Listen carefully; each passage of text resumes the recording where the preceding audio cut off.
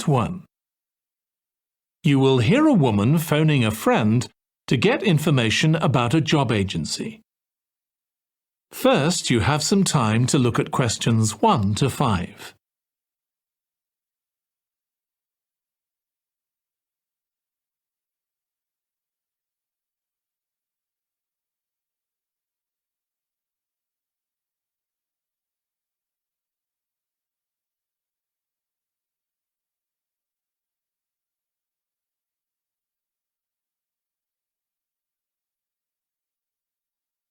Now listen carefully and answer questions 1 to 5.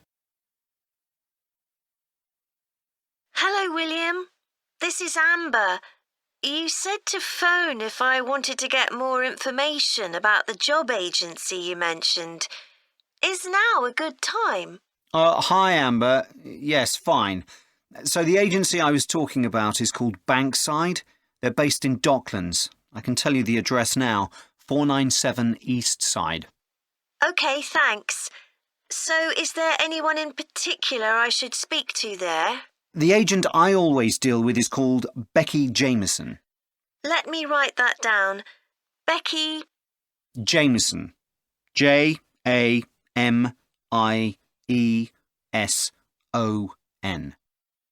Do you have her direct line? Yes, it's in my contacts somewhere. Right, here we are. 07866 510 333. I wouldn't call her until the afternoon if I were you. She's always really busy in the morning trying to fill last-minute vacancies. She's really helpful and friendly, so I'm sure it would be worth getting in touch with her for an informal chat. It's mainly clerical and admin jobs they deal with, isn't it? That's right. I know you're hoping to find a full-time job in the media eventually, but Becky mostly recruits temporary staff for the finance sector, which will look good on your CV and generally pays better too. Yeah, I'm just a bit worried because I don't have much office experience. I wouldn't worry. They'll probably start you as a receptionist or something like that. So what's important for that kind of job isn't so much having business skills or knowing lots of different computer systems. It's communication that really matters, so you'd be fine there. And you'll pick up office skills really quickly on the job. It's not that complicated. OK, good. So how long do people generally need temporary staff for? It would be great if I could get something lasting at least a month. That shouldn't be too difficult. But you're more likely to be offered something for a week at first, which might get extended. It's unusual to be sent somewhere for just a day or two. Right. I've heard the pay isn't too bad. Better than working in a shop or a restaurant. Oh, yes, definitely. The hourly rate is about £10, $11 if you're lucky. That's pretty good. I was only expecting to get £8 or £9 an hour. Before you hear the rest of the conversation, you have some time to look at questions 6 to 10.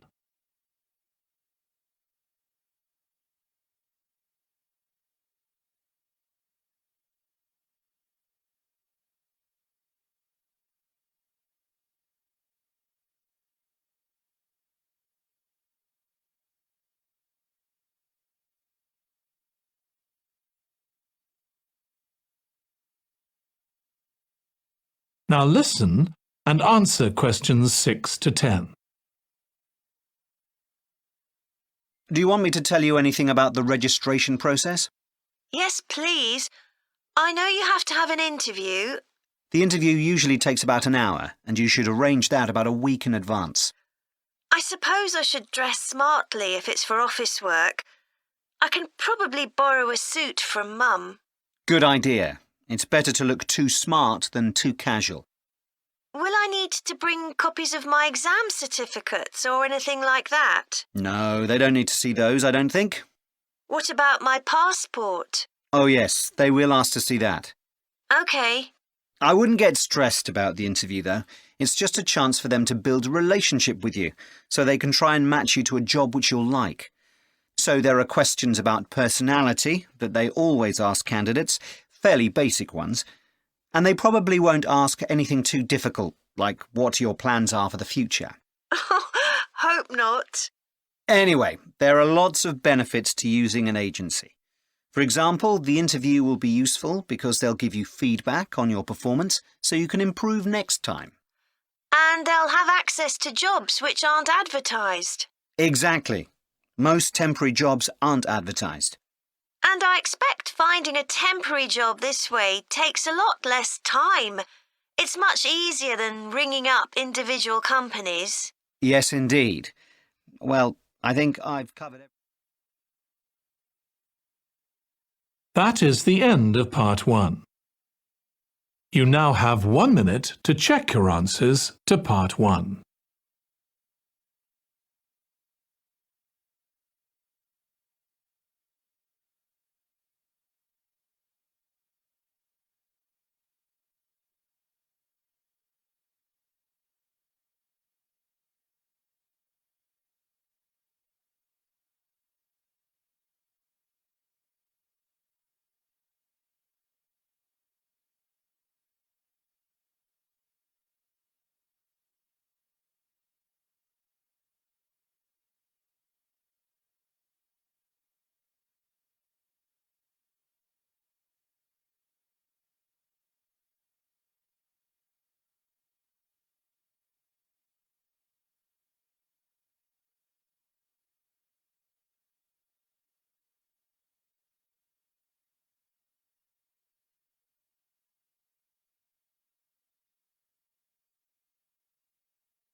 Part 2.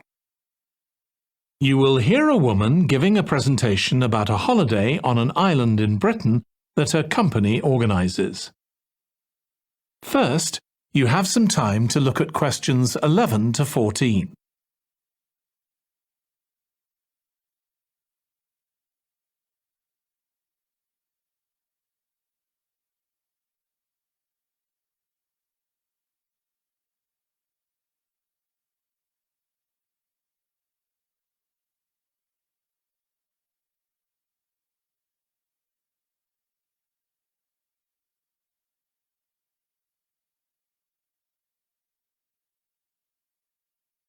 Now listen carefully and answer questions 11 to 14. Good morning. My name's Erica Matthews, and I'm the owner of Matthews Island Holidays, a company set up by my parents. Thank you for coming to this presentation, in which I hope to interest you in what we have to offer. We're a small family-run company, and we believe in the importance of the personal touch. So we don't aim to compete with other companies on the number of customers. What we do is build on our many years' experience, more than almost any other rail holiday company, to ensure we provide perfect holidays in a small number of destinations, which we've got to know extremely well. I'll start with our 6-day Isle of Man holiday. This is a fascinating island in the Irish Sea, with Wales to the south, England to the east, Scotland to the north, and Northern Ireland to the west. Our holiday starts in Heysham, where your tour manager will meet you. Then you'll travel by ferry to the Isle of Man. Some people prefer to fly from Luton instead, and another popular option is to go by train to Liverpool and take a ferry from there. You have 5 nights in the hotel, and the price covers 5 breakfasts and dinners, and lunch on the 3 days when there are organised trips. Day 4 is free, and most people have lunch in a cafe or restaurant in Douglas. The price of the holiday includes the ferry to the Isle of Man, all travel on the island, the hotel, and the meals I've mentioned. Incidentally, we try to make booking our holidays as simple and fair as possible, so unlike with many companies, the price is the same whether you book 6 months in advance or at the last minute, and there's no supplement for single rooms in hotels. If you make a booking, then need to change the start date, for example because of illness, you're welcome to change to an alternative date or a different tour for a small administrative fee. Before you hear the rest of the talk, you have some time to look at questions 15 to 20.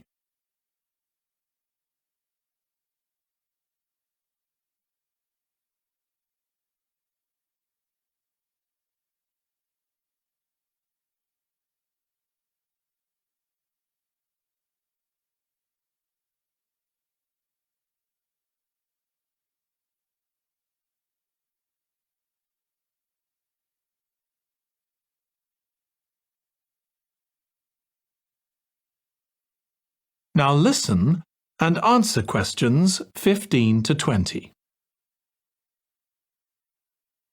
OK, so what does the holiday consist of? Well, on day 1, you'll arrive in time for a short introduction by your tour manager, followed by dinner in the hotel. The dining room looks out at the river, close to where it flows into the harbour, and there's usually plenty of activity going on. On day 2, you'll take the coach to the small town of Peel, on the way calling in at the Tynwald exhibition. The Isle of Man isn't part of the United Kingdom, and it has its own parliament called Tynwald. It's claimed that this is the world's oldest parliament that's still functioning, and that it dates back to 979. However, the earliest surviving reference to it is from 1422, so perhaps it isn't quite as old as it claims. Day 3, we have a trip to the mountain Snaefell. This begins with a leisurely ride along the promenade in Douglas in a horse-drawn tram. Then you board an electric train which takes you to the fishing village of Laxey. From there, it's an 8-kilometre ride in the Snaefell Mountain Railway to the top. Lunch will be in the cafe, giving you spectacular views of the island. Day 4 is free for you to explore, using the pass which we'll give you. So you won't have to pay for travel on local transport or for entrance to the island's heritage sites. Or you might just want to take it easy in Douglas and perhaps do a little light shopping. The last full day, day 5, is for some people the highlight of the holiday, with a ride on the steam railway from Douglas to Port Erin. After some time to explore, a coach will take you to the headland that overlooks the Calf of Man, a small island just off the coast. From there, you continue to Castletown, which used to be the capital of the Isle of Man and its medieval castle. And on day 6, it's back to the ferry, or the airport if you flew to the island, and time to go home. Now, I'd like to tell you a bit more. That is the end of part 2.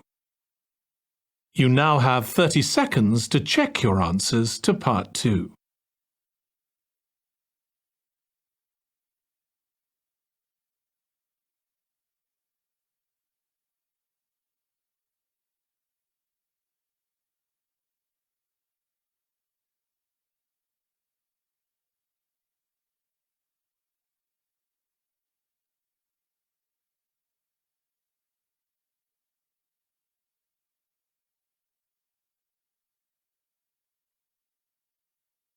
Part 3. You will hear 2 psychology students discussing the effects of the order in which the children in a family are born. First, you have some time to look at questions 21 to 26.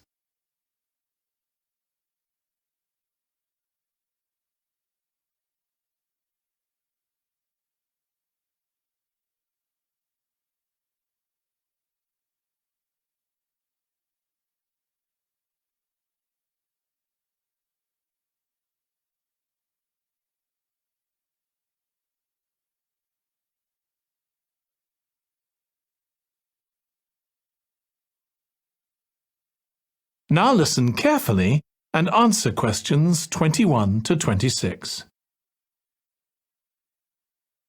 Ed, how are you getting on with the reading for our presentation next week? Well, OK, Ruth, but there's so much of it. I know.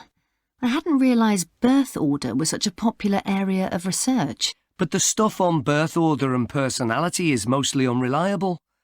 From what I've been reading, a lot of the claims about how your position in the family determines certain personality traits are just stereotypes, with no robust evidence to support them. OK, but that's an interesting point. We could start by outlining what previous research has shown. There are studies going back over 100 years. Yeah, so we could just run through some of the typical traits. Like the consensus seems to be that oldest children are generally less well-adjusted, because they never get over the arrival of a younger sibling. Right, but on a positive note, some studies claim that they were thought to be good at nurturing. Certainly in the past, when people had large families, they would have been expected to look after the younger ones. There isn't such a clear picture for middle children, but one trait that a lot of the studies mention is that they are easier to get on with than older or younger siblings. Generally eager to please and helpful, although that's certainly not accurate as far as my family goes. My middle brother was a nightmare, always causing fights and envious of whatever I had. As I said, none of this seems to relate to my own experience. I'm the youngest in my family, and I don't recognise myself in any of the studies I've read about.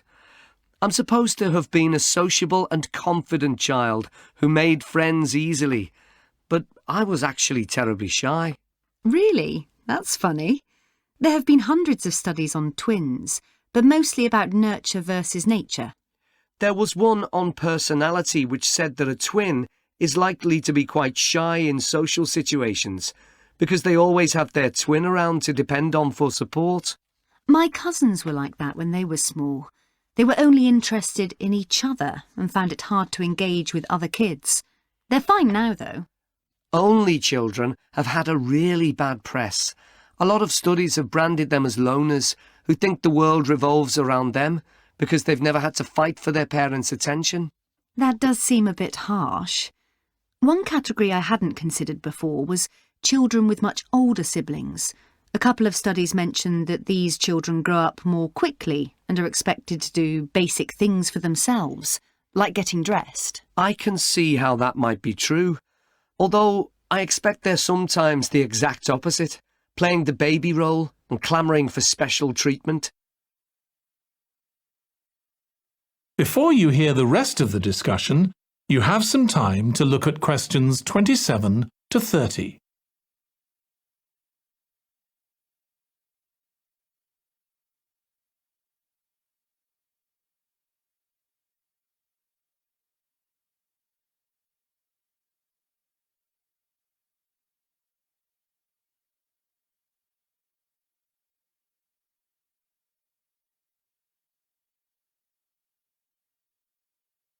Now listen and answer questions 27 to 30. What was the problem with most of these studies, do you think? I think it was because, in a lot of cases, data was collected from only one sibling per family, who rated him or herself and his or her siblings at the same time. Some of the old research into the relationship between birth order and academic achievement has been proved to be accurate, though. Performances in intelligence tests declined slightly from the eldest child to his or her younger siblings. This has been proved in lots of recent studies. Yes, although what many of them didn't take into consideration was family size. The more siblings there are, the likelier the family is to have a low socio-economic status, which can also account for differences between siblings in academic performance. The oldest boy might be given more opportunities than his younger sisters, for example. Exactly. But the main reason for the marginally higher academic performance of oldest children is quite surprising, I think. It's not only that they benefit intellectually from extra attention at a young age, which is what I would have expected. It's that they benefit from being teachers for their younger siblings by verbalising processes. Right. And this gives them status and confidence, which again contributes in a small way to better performance. So, would you say sibling rivalry has been a useful thing for you? I think so. My younger brother was incredibly annoying, and we fought a lot. But I think this has made me a stronger person. I know how to defend myself. We had some terrible arguments, and I would have died rather than apologise to him. But we had to put up with each other, and most of the time we coexisted amicably enough. Yes, my situation was pretty similar. But I don't think having two older brothers made me any less selfish. I was never prepared to let my brothers use any of my stuff. That's perfectly normal, whereas sometimes... That is the end of part 3. You now have 30 seconds to check your answers to part 3.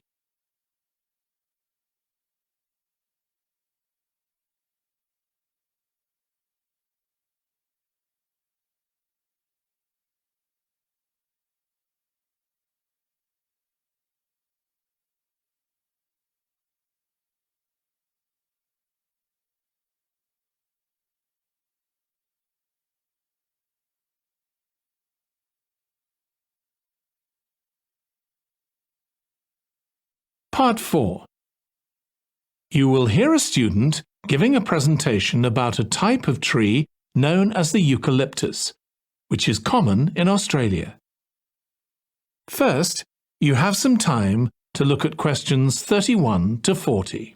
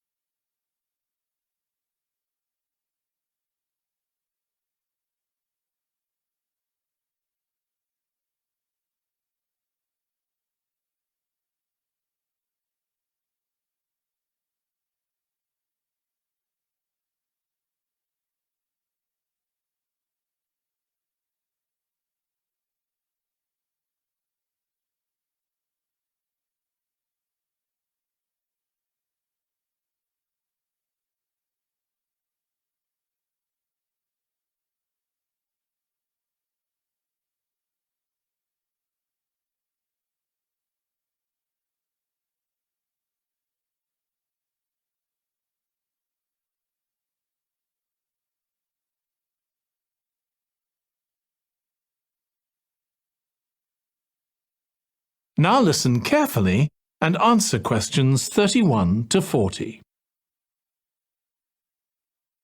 Today, I'm going to talk about the eucalyptus tree. This is a very common tree here in Australia, where it's also sometimes called the gum tree. First, I'm going to talk about why it's important.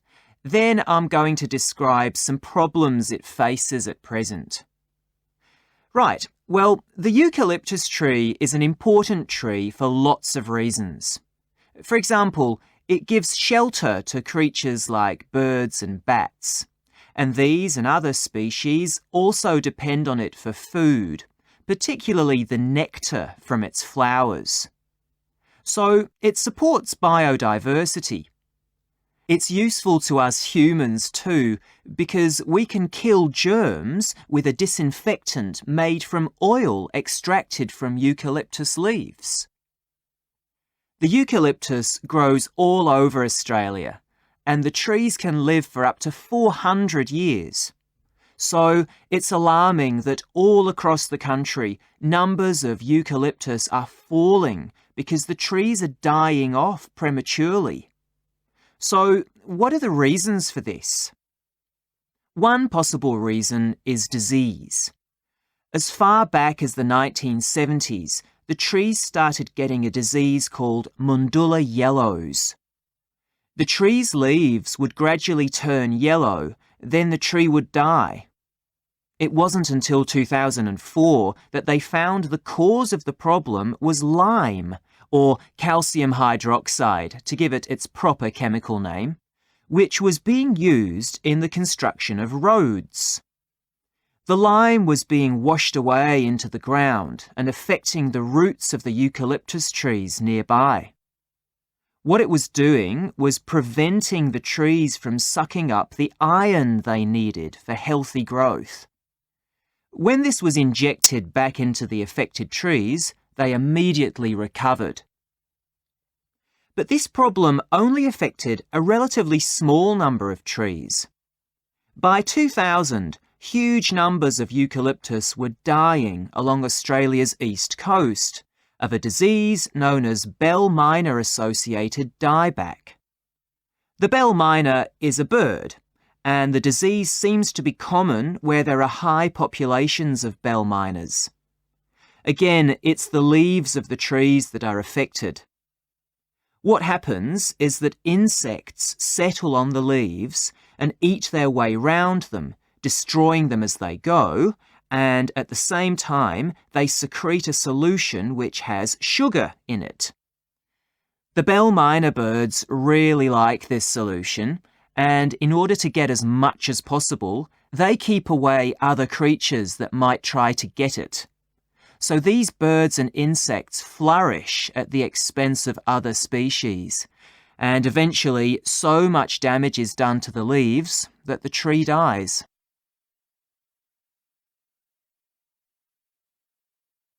But experts say that trees can start looking sick before any sign of bell minor-associated dieback. So it looks as if the problem might have another explanation. One possibility is that it's to do with the huge bushfires that we have in Australia. A theory proposed over 40 years ago by ecologist William Jackson is that the frequency of bushfires in a particular region affects the type of vegetation that grows there. If there are very frequent bushfires in a region, this encourages grass to grow afterwards, while if the bushfires are rather less frequent, this results in the growth of eucalyptus forests. So, why is this? Why do fairly frequent bushfires actually support the growth of eucalyptus? Well, one reason is that the fire stops the growth of other species which would consume water needed by eucalyptus trees. And there's another reason. If these other quick-growing species of bushes and plants are allowed to proliferate, they harm the eucalyptus in another way by affecting the composition of the soil and removing nutrients from it. So some bushfires are actually essential for the eucalyptus to survive as long as they are not too frequent. In fact, there's evidence that Australia's Indigenous people practiced regular burning of bushland for thousands of years before the arrival of the Europeans. But since Europeans arrived on the continent, the number of bushfires has been strictly controlled. Now, scientists believe that this reduced frequency of bushfires to low levels has led to what's known as dry rainforest, which seems an odd name as usually we associate tropical rainforest with wet conditions. And what's special about this type of rainforest? Well, unlike tropical rainforest, which is a rich ecosystem, this type of ecosystem is usually a simple one. It has very thick, dense vegetation, but not much variety of species. The vegetation provides lots of shade, so one species that does find it ideal is the bell miner bird, which builds its nests in the undergrowth there. But again, that's not helpful for the eucalyptus tree. That is the end of part 4. You now have 1 minute to check your answers to part 4.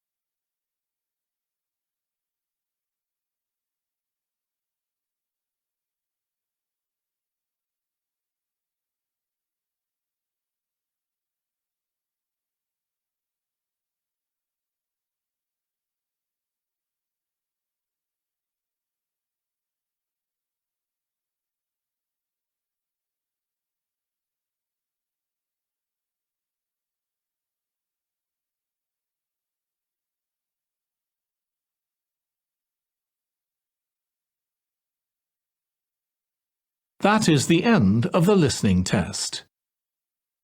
In the IELTS test, you would now have 10 minutes to transfer your answers to the answer sheet.